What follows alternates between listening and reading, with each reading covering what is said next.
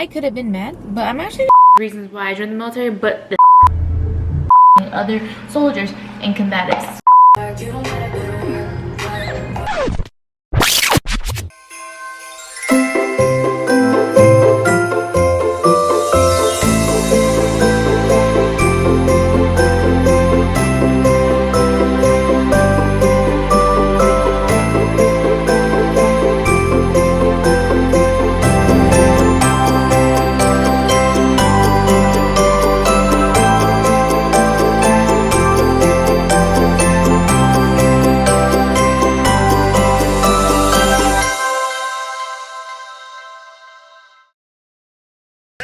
Churro pieces all through. Well, you know they say that Haagen-Dazs is the only real. Here I am, eating my salad from, if you guys haven't had salads from Zaxby's, y'all need to go get it, because it's freaking life.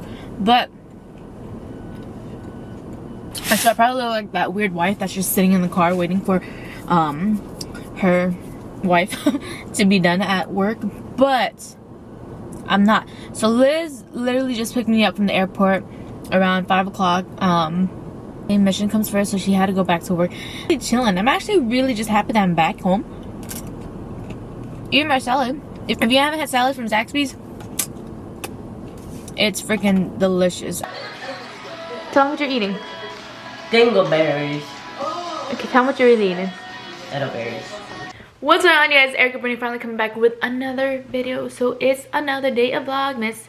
I'm trying to figure out which video this is, but it's Vlogmas day. I'm back at home like you saw in the last video. Today's Friday. I'm so happy. I love Fridays.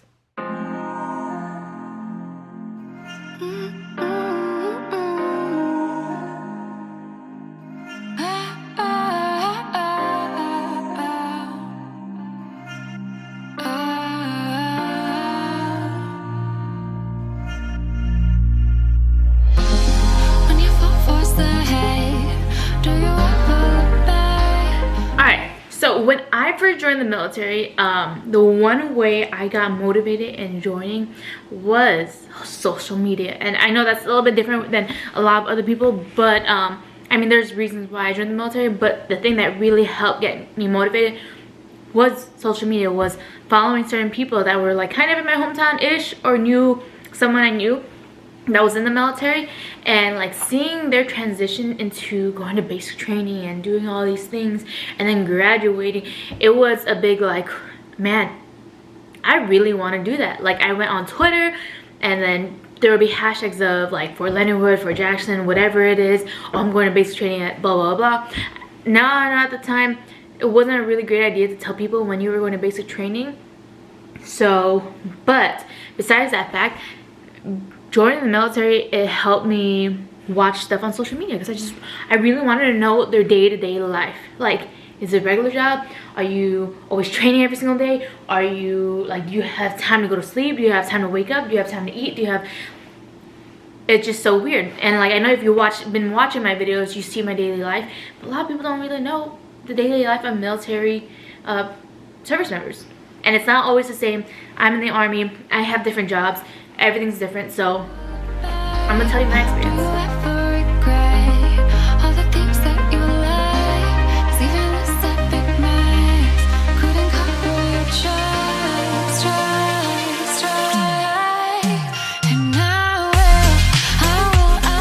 So every place is different. Not everyone's schedule is the exact same. Everyone has different schedules every single day. Most days, like my day right now is different than it usually will be. But I'm gonna go through the timeline of me being in private all the way to a staff sergeant and what positions I've had, because it may be a great time. You only work for a few hours or so, and then you get to go home a little bit early, or you might be working close to 24 hours a day, and sometimes working 24 hours a day and even more. That's the crazy part, but it has its perks and it has its downside.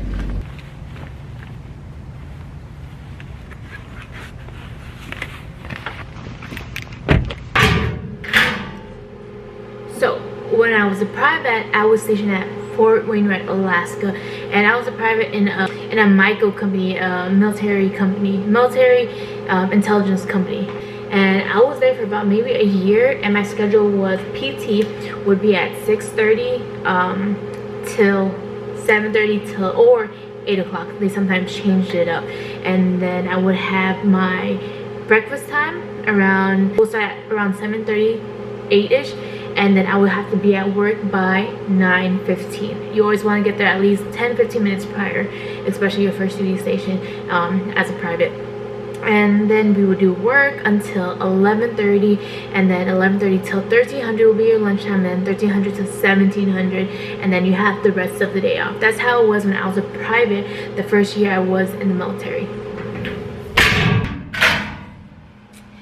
And then my life changed slightly, and I became part of the combatives program, where I was instructing other soldiers in combatives. But with that, combatives started around 6 o'clock to 6:30, around 6:30, whatever time frame we gave them.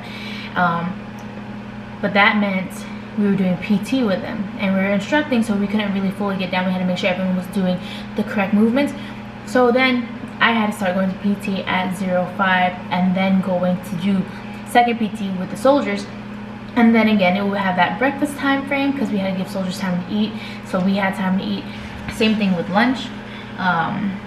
And then we would either give them an hour and a half depending on the day, or we would give them an hour, and it would be the same time for us. And then we'll be done by 17 again. Then we could do whatever we want for the rest of the day. But then Mondays and Wednesdays, I think, from what I recall, we had to do Brazilian Jiu-Jitsu practice and actually work on our skills. So that was another thing we had to do, which I love doing.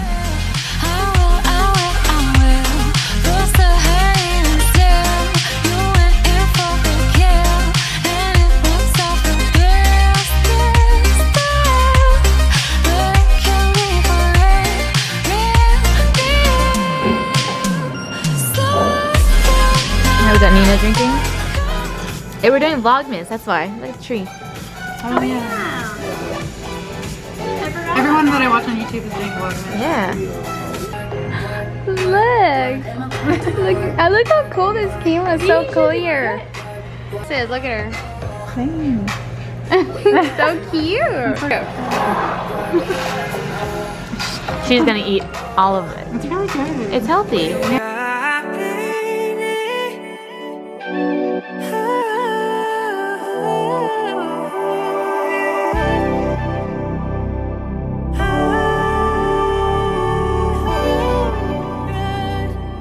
This is Nina, that's my work bestie. I don't really make friends with people. And my dog. Yeah. Okay, bye. Bye. You're gonna be in the vlog tomorrow. Okay. Okay, bye. Our house. That was me as a private. Then after. You messed it up. You want the camera? You want the camera? We got Bobo, which is Eli, this Advent calendar? Advent calendar, it's right there. Oop. Advent calendar. We do it every year, and look at him now. Get it, Bobo. Get it. After being a private and all that, specialist, and then I became a sergeant, then I went to Fort Sill, Oklahoma, and I became an instructor there. First it was for the Seaburn chamber, gas chamber for basic training, and then one of the helpers of the drill instructors, drill sergeants. Ooh.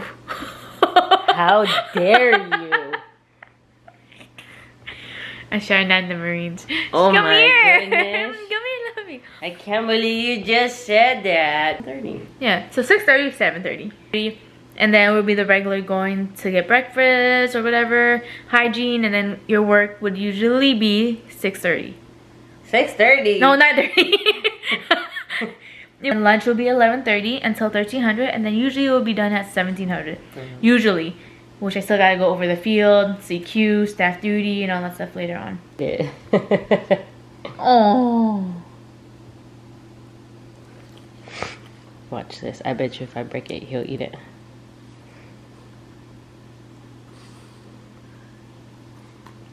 Oh, there's my fat man.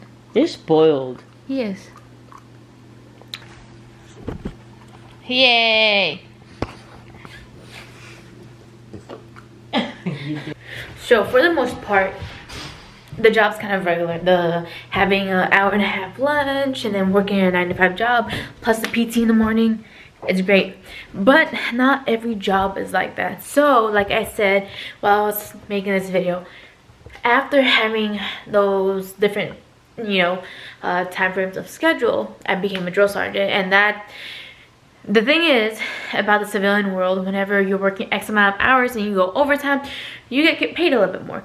But for the military, regardless if you work only 2 hours or if you work 24 hours, there's no overtime. There's no, oh, I worked a little bit more, so I'm gonna get a little bit more this paycheck. Nope, it's just standard pay the whole time. So that's a good and a somewhat bad thing, but mainly good thing. But then I became a drill sergeant. So that was working, you guys already saw it, working like waking up at 03 or whatever to make sure I got my own workout in. But like the standard time that we worked for red face was 4:30ish, 5 o'clock at the latest, till 2100 lights out. Red face, white face would change it up, blue face would change it up, but regardless, there was rarely any breaks. Sundays we might have it off, if that, but most of the time it was a 7-day work week and working long hours.